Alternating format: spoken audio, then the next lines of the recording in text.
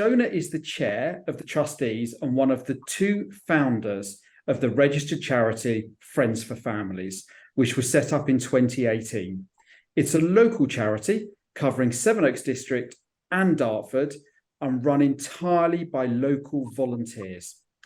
Shona has lived in Sevenoaks for 27 years, so please don't be fooled by her Scottish accent. She's definitely local to Sevenoaks, and this is the place where Shona's lived for the longest period of time.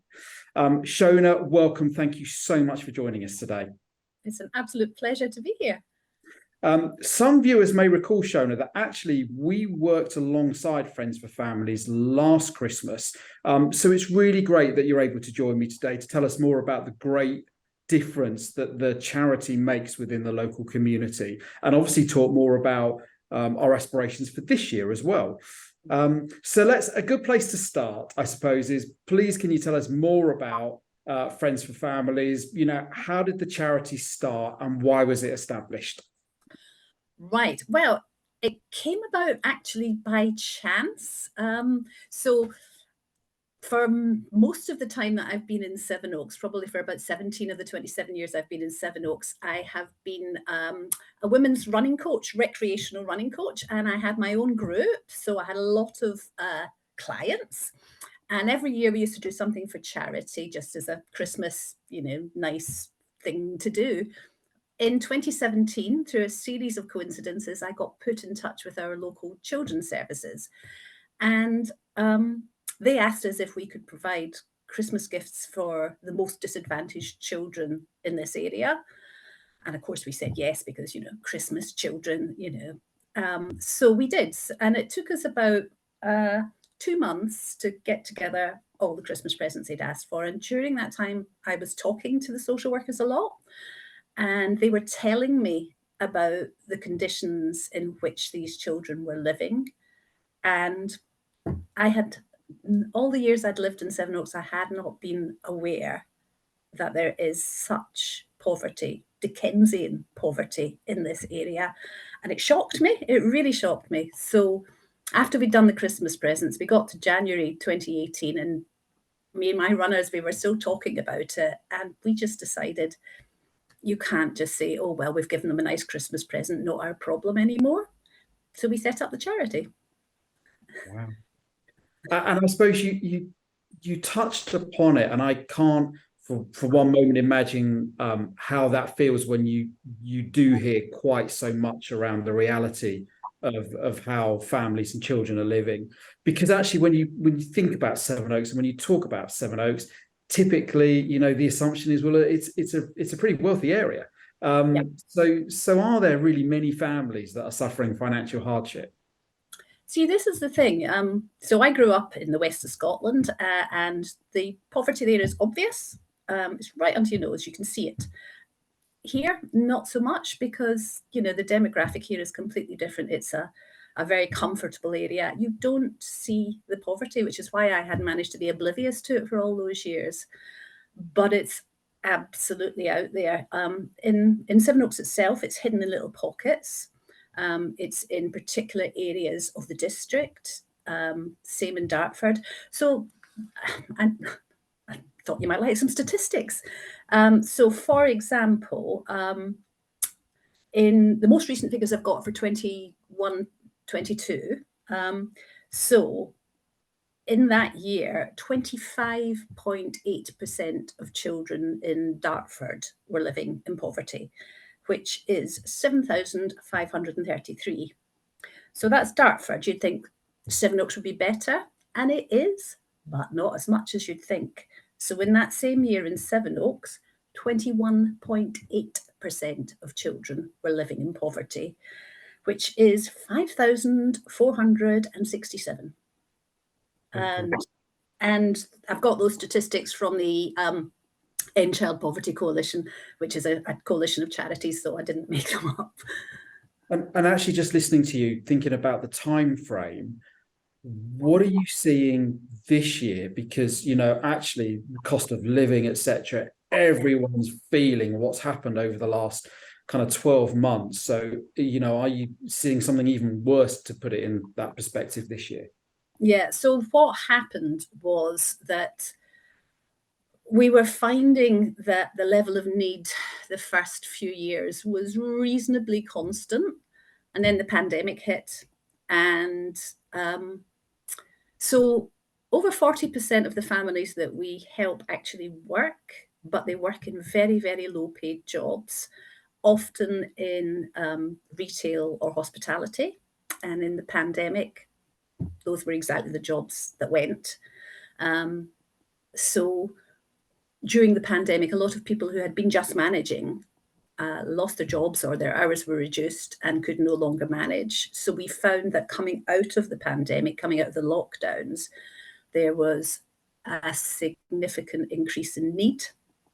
And then on top of that, the cost of living crisis hit. And yeah, it's been absolutely, it's been dire actually. What we've seen a lot of is, you see people in the press talking about people making choices between heating and eating. What we've been seeing is people who can't afford to do either. It's not a choice; they can't do either. So it's literally tipped people over the edge from struggling to get by but making it into destitution. And yeah, it's grim. And I'm mindful that last year and indeed this year, Shona, we were asking clients to help with board games. But maybe if we can just start with what other events and fundraising do you do? Right. So we are a tiny, tiny charity in terms of staffing, and we do that deliberately. So there are 6 trustees and 7 volunteers, and that's it. That's all there is. We have no paid staff. We don't have any premises. We don't, in fact, we don't own anything. We don't like have vehicles or anything like that. And we do that deliberately so that all the money that comes to us is spent on helping the families. We don't have our overheads are minuscule. It's mainly insurance and advertising. Because there's not very many of us, it's quite challenging for us to put on events. So we probably only do maybe 1 or 2 fundraising events as such a year. We've done like fashion shows and things like that, but it's not the big thing we do. The big thing we do in terms of fundraising is twofold. We are very lucky to be really well supported by the local community, and that's both individuals. We have a lovely network of local residents who basically, give us money every month. And we also are very lucky that there are local businesses like yours that are willing to support us and help us. And that is massive for us. About half of our income comes from local small businesses and local private individuals. And the other half of our income comes from grants from charitable foundations. Okay.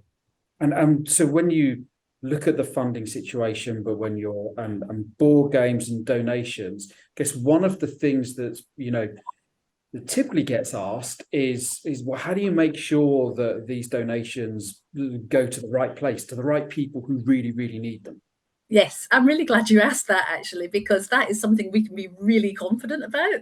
So we work really, really closely with children's services. In fact, we do all our work in partnership with them. And the reason why we do that is because they are the experts, they are the trained professionals. So what they do whenever they have a new family referred to them, they will do a thorough assessment of the family's situation and establish why they are struggling in whatever way it is they are struggling. When they do that thorough assessment and they come to the conclusion that at least part of the problem is simple, straightforward poverty, income not being sufficient to meet their needs, and if they identify that there is something that would make a practical, concrete, and important difference to them that no statutory organisation can or will provide, they contact us. And that's when we step in. So we provide all sorts of things from children's clothes and shoes to basic furniture to food. We're very flexible.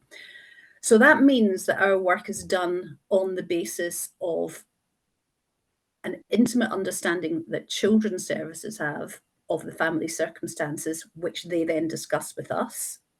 So that's what happens throughout the year.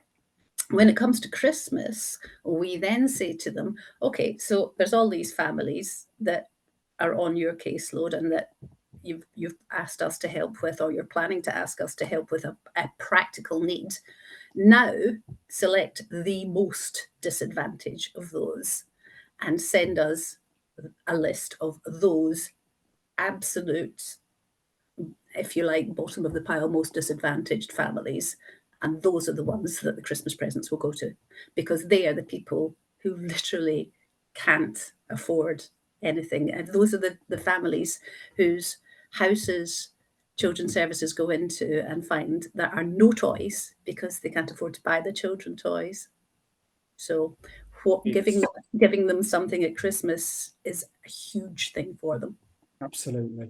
And Shona, if somebody watching this, you know, sat there thinking, actually, I'd really like to help, be involved now, how can they best be involved? Well, I mean, it depends on what they'd like to offer us, but we are always really, really grateful for any offers of help. So basically, if anyone would like to get involved and help us, just get in touch. We have a website, friendsforfamilies.org, and if people want to just email through that, that'll get to me, and we can have a conversation about how they can help. And yeah, we love offers of help. Perfect. Yes, thank you. Shona, listen, thank you. I'm going to come on to a couple of questions for you in a minute. I could spend, I think, way longer talking with you on this subject. And I guess at this stage, look, a thank you to our clients who made a difference last year, who are making a difference already this year. It is hugely appreciated. And of course, a massive thanks to you and the whole team at Friends for Families for doing what you're doing. Would you mind if Richard, sorry, I've just interrupted you. That's very rude of me. Sorry. Would you mind if I just said one thing about why the board games are so important? Please do. So the board games, I mean, we absolutely love that you do the board games for us. So, like I say, these families are the poorest of the poor. They have very, very little at all. They can't afford board games because they're actually quite expensive, some of them. They don't have toys, they don't have games, they don't have anything really. So to give them a board game, that is something that the children can sit down and play with each other, and more importantly, the parents can sit down and play with the children, and the family can just sit and actually have some fun together, which, when your life is a struggle from day to day, doesn't happen very much. And consistently, the reports that we get back from the families that have got the board games is that it was a wonderful experience to be able to sit down and play and laugh together as a family. I'm really pleased you added that. Thank you. What a difference. Thank you so much.